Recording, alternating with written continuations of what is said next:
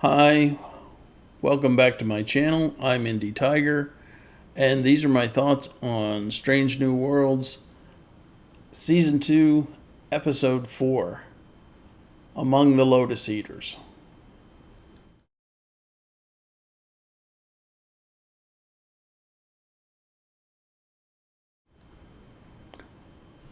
This is your spoiler warning.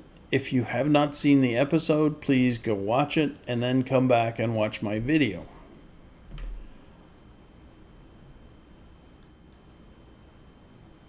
Among the Lotus Eaters is a reference to people from ancient Greece who would eat lotus leaves and forget their troubles or be blissfully unaware of their troubles.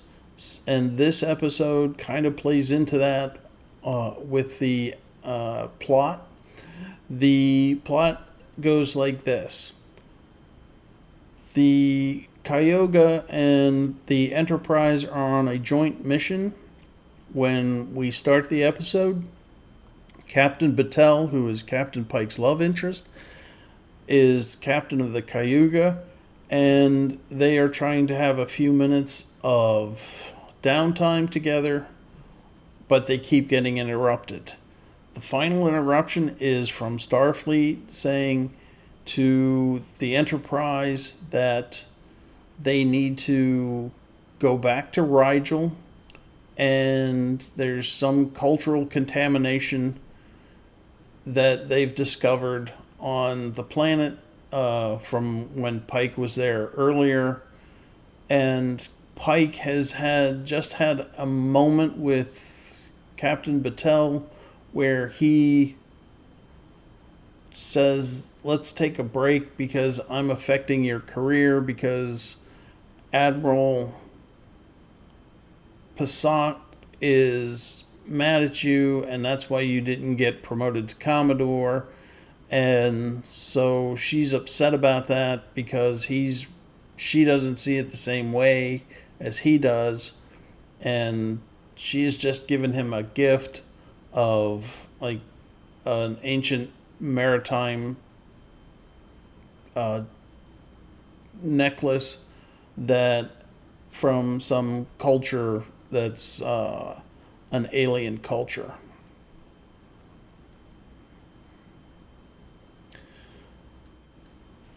They go to Rigel 7 because they have seen in photographs a delta symbol, the symbol of the Enterprise, in a garden, and the garden is in the palace of the ruling Kalar. This is a Bronze Age society with two castes: the warrior caste, who live in the palace, and the field caste, who live in huts of some fashion. And the field caste lose their memories every night, and the ruling class, the warrior caste, they don't somehow. And they discover when they go down to the when the landing party goes down, the landing party consists of Pike and La'an and Dr. Mbenga, and they discover that Zach, Pike's former yeoman, is now in charge of the warrior caste because they left him behind believing he was killed in action, but he wasn't, and they left equipment behind because Pike was in a hurry to get their wounded to Vega colony, especially Spock, who was supposedly going to die from his wounds while on the planet. And Pike says, I wasn't keeping track of equipment, and it was reported to me, Zach, that you were killed in action. And Zach is like, but we're here now to rescue you. And Zach is like, I don't want to be rescued. I didn't send a signal to you.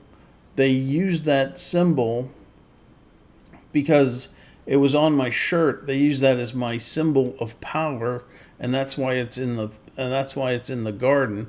I'm going to have it ripped out tomorrow because I don't want your help. In fact, I'm mad at you I you left me for dead, and I had to survive on my own, and it was an ordeal that I shouldn't have had to go through. And I'm going to punish you for leaving me behind. And part of the punishment is that they leave them outside to forget, because the field Kalar, as I say, they forget who they are, they forget their friends and their other emotional attachments, while the ruling caste, the warrior caste, somehow do not forget. So Zach is played really well in this episode. He really does sound bitter, and so that's a very good performance on the actor's part. And the other guest star, the actor who plays Luca, is a field Kalar. His performance is really good as well. He explains the society to them as they've forgotten who they are. They're left out, as I say, to forget who they are. And Luca is their guide on the planet. He explains how society manages to function. He explains how they manage to remember their names. They tattoo their names on their arm. They tattoo who their family is on their arm. And he explains that the totem explains the history of the Kalar, how they were divided by the gods into two castes, and there's some legend on how the warrior caste manages to keep their memories while the field caste do not. And in his performance, there's some stilted language. And stilted language can go really well or it can go really badly.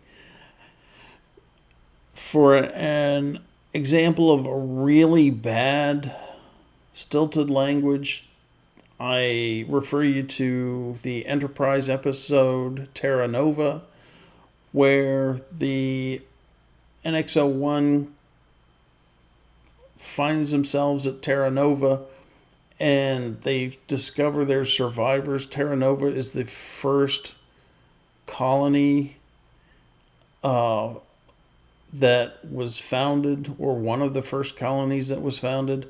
And it's kind of like the lost colony of Roanoke in Virginia, if you know American history. And they find these survivors and they speak in this really stilted language, and it's really jarring on the ears. And it doesn't work that well for me. But in this episode, the language is also stilted, but because it comes out so naturally out of the actor's mouth, it sounds so fluid. It's not like he's trying to sound stilted. His performance really makes it work, and I think that his performance in the episode overall is really good. He explains to Captain Pike and company that the basic things don't get lost in memory, like walking and knowing how to work and how to speak, but who they are, they forget. Who their attachments are, casual acquaintances, they'll forget. But really deep emotional memories leave a lasting impact. You may not remember the specifics of it, but you do remember how important they are. So he explains that. He also explains that the totem that you see here is how they remember their history and how they know who's in charge. And they wake up every morning to see it. They know they know their names because they've tattooed them, as I say, on their arms, and they know who their family is. And it's his performance that makes that stilted language really work well, for me at least. Something else that's really good in this episode, and the tension is great in the episode. As they get down to the planet, Pike and Mabenga and La'an, you can feel the rising tension. It works really well. So I want to mention that early. And the tension on the planet works really well overall for the story.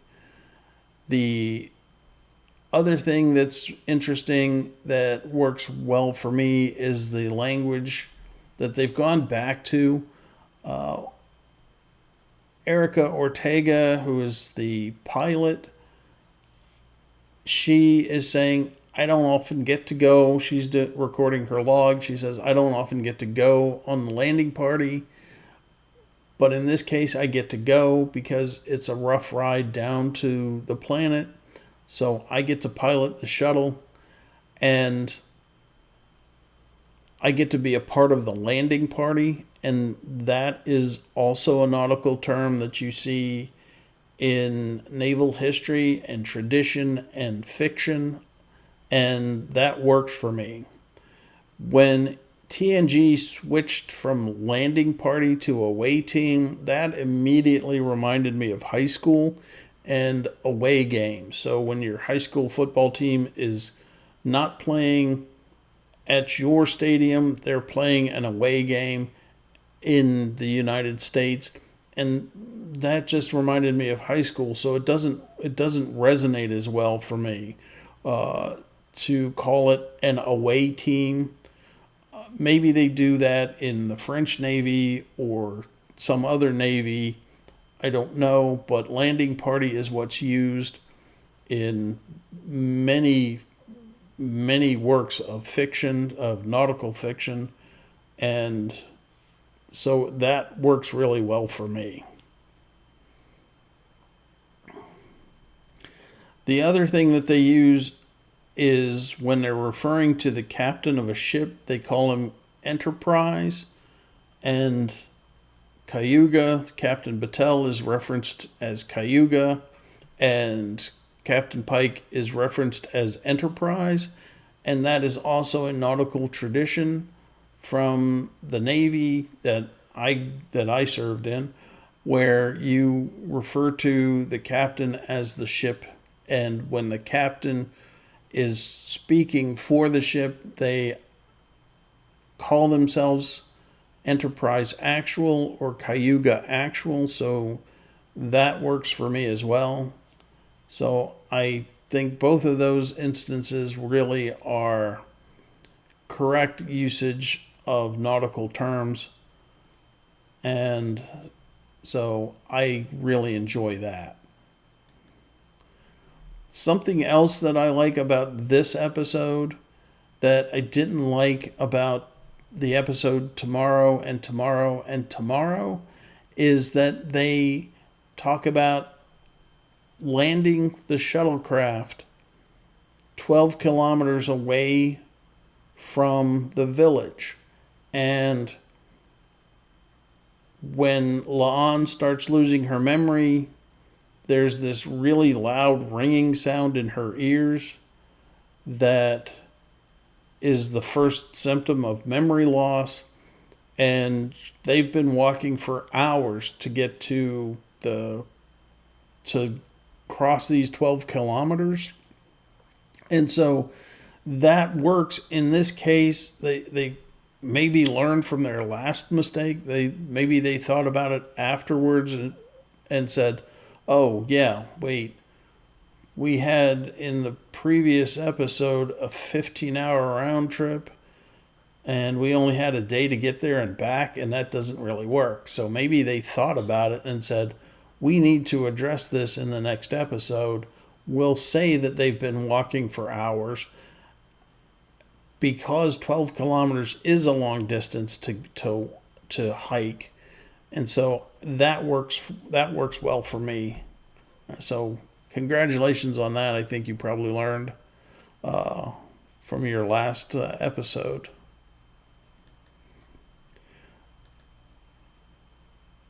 What doesn't work for me, and again, this is the tension on the planet works really well. But it's mentioned that if you're out overnight you'll freeze to death. And as soon as they get captured, they are left out overnight in a cage. There's no protection from the elements in this cage. They're in a Bronze Age cage, so the cage has to be made out of metal. It's not made out of stone. It's not made out of wood. It's made out of some metal. It's a Bronze Age society, so it has to be bronze. And it's an open cage. Why haven't they frozen to death by the next morning? But they haven't. So it's said in the very previous scene that overnight you will freeze to death if you're out in the open, but they're left out in the open. So that really doesn't work at all. So I mentioned earlier that they're losing their memories down on the planet. Well, it's also happening on the Enterprise. And it's also mentioned in the episode that they don't lose their ability to walk and talk. And they don't. Down on the planet, you see them walking around just fine. They're not stiff, they're not robotic looking. And yet on the Enterprise they are. You see Nurse Chapel, she is walking around stiffly like she's a robot that's in the middle of being programmed, and she practically walks into a bulkhead. They're not supposed to lose the vital information, and I think walking into a bulkhead is probably vital information. Knowing what a bulkhead is probably vital information that you wouldn't lose, because it's necessary not to harm yourself. And they're wandering around in the corridor not knowing who they are at this point, not knowing what they're doing, what their jobs are.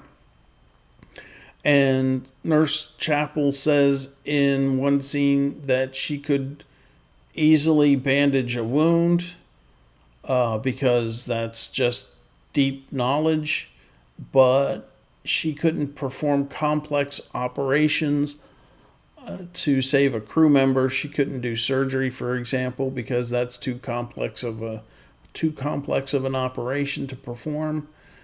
And so that doesn't work for me, because in one scene we see Ortega.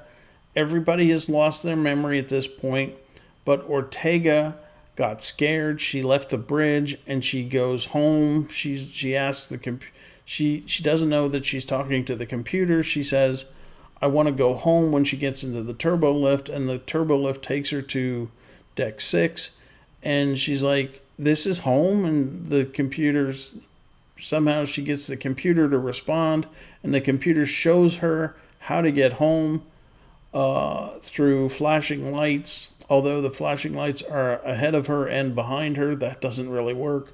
So how does she know which way to go if the flashing lights are completely surrounding her? I don't know. How does she know not to turn around and look at the flashing lights that are going on behind her? I don't know. So that doesn't really work for me. But she manages to get home, and the ship is getting pummeled by asteroids. And she says, make it stop, please make it stop. We need help. And the computer responds, and she's like, we just need to be safe. How can we be safe? And the computer says, do you want to set a course? And Ortega says, wait, say that again. That sounds familiar. And she's like, the computer says, do you want to set a course? And she's like, yes. She's like, I do. How do I do that? And the computer's like, reminds her who she is. And she's the pilot, and she flies the ship. And Ortega goes back to the bridge, reminding herself every few seconds that she's Erica Ortega, and she flies the ship. And she gets back to the bridge, and she feels comfortable at the helm station. And Spock is the only one left, and he's like, do you know how to do this? And she's like, yes, I think I do. And he's like, I feel like you do, so go ahead and try. And she flies the ship out of danger. Now, I said earlier that I liked the language that they're using, that it's the nautical language makes sense, the way they're using it. But one of the things that I don't like, and I said this before about Discovery as well, where Kayla Detmar says she's the pilot. Pilot is a nautical term. If used properly, I don't mind them calling themselves pilots. But in this case, they're trying to, and in Discovery's case with Kayla Detmar, they're trying to equate themselves as fighter pilots. And that does not work for me at all, because a starship is not a fighter jet. A fighter jet has what's known as negative buoyancy, for example, where it is much more maneuverable, and a starship would have positive buoyancy, for example, where it has a right turning moment where it wants to stay in a certain direction, and a fighter jet does not have that right turning moment. Commercial jets do have a right turning moment where if it tilts over too far, if it's in level flight and these are the wings, and it starts to tilt this way too far, it tends to want to go back this way. A fighter jet doesn't have that. It has a negative turning moment, so when it tilts, so that it can be more maneuverable, so that it can invert. It can turn upside down more easily than a commercial jet. Of course, you don't want that to happen in a starship. You don't want the starship to want to be able to want to flip over that easily. A starship also has a lot more inertia because of its mass, so it's not going to want to change directions easily. Even in a plane, it's not going to want to change directions that easily. It's going to want to continue going in the direction that it's going, and you're going to have a lot of energy put into it to get it to move in another direction. And using the term pilot to equate these people, to make them sound like they're hot shot jet pilots, just doesn't work. Because starships are not fighter jets. They shouldn't be able to do this where they can flip upside down easily. They don't want to change directions easily because they have a large amount of inertia. So these are things that just do not work at all for me in this episode or any other episode where they do it. They started this in Deep Space Nine, where they started showing starships acting more like fighter jets, but they've really leaned into it in Discovery and now Strange New Worlds, and that just doesn't work at all.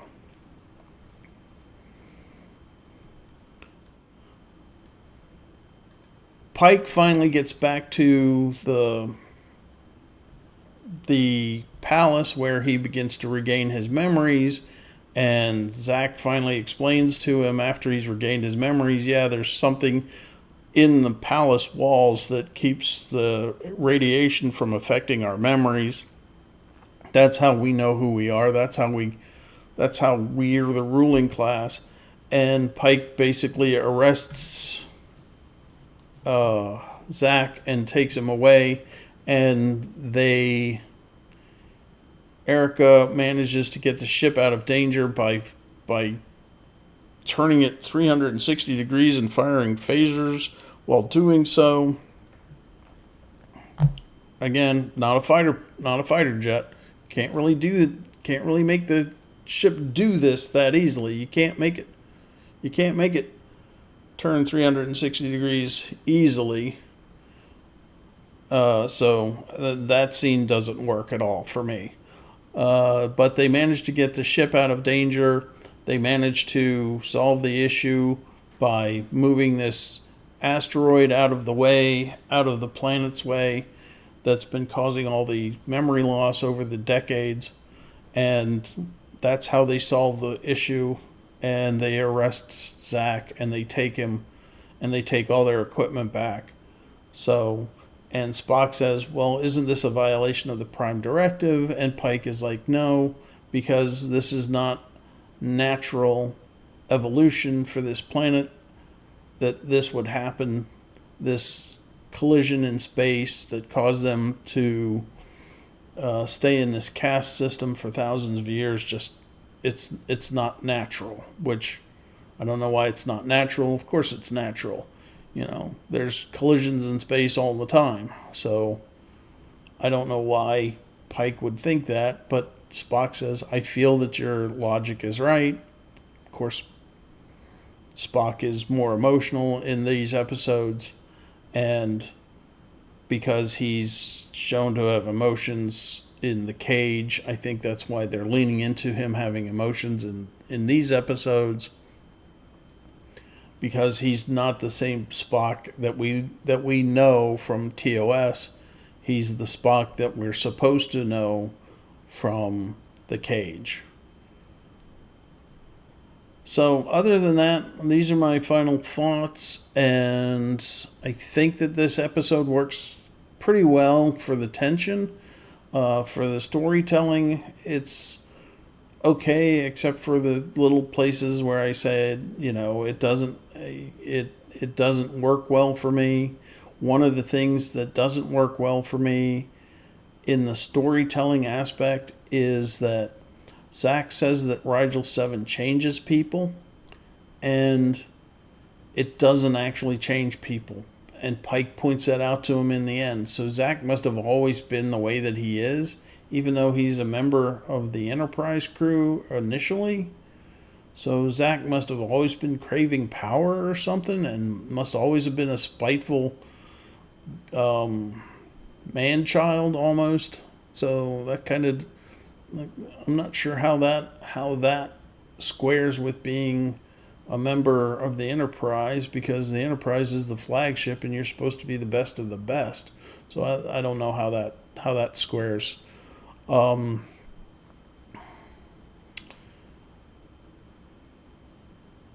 And this was a sequel to an episode that wasn't actually an episode. I don't know why they chose to do a follow-up to a few minutes scene from the cage, because, as I say, this is a follow-up to something that happened that we saw a flashback of in the cage, and again in the TOS episode, The Menagerie, of Pike fighting a warrior Kalar on Rigel 7. So I'm not sure why that would be a thing. Why they chose this specifically to create an episode out of, I don't know. Maybe you have some insights into that, and so please share those with me. These are my final thoughts, and as always, if you like the content, please comment down below, and if you haven't already, please subscribe to the channel. All those things really help.